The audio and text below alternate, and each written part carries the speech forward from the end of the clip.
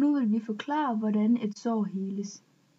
Når et sår skal heles, skal der bruges flere redskaber, som blodplader, faktorer, fibrin og andre celler, som f.eks. røde og hvide blodlegemer.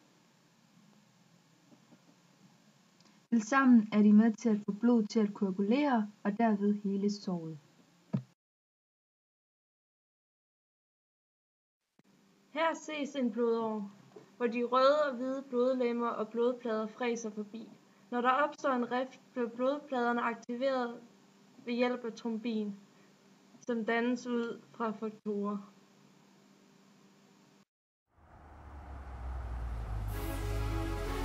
Hiya, Bobby. Hi, Ken. You want to go for a ride? Sure, Ken. Jump in. I'm a Barbie girl in the Barbie world. Life in plastic, it's fantastic. You can brush my hair, undress me everywhere. Imagination, life is your creation. Proteiner fra blodet sætter sig fast på de aktiverede blodplader. De omdanner så fibrinogen til fibrin, som danner et net omkring blodpladerne og virker som en form for lim.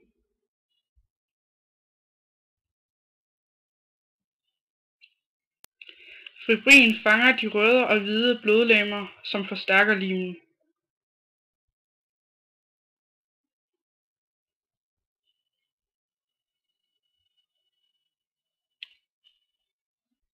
Limen trækker sig sammen, og såret heles. Når såret er helet, nedbrydes limen i kroppen.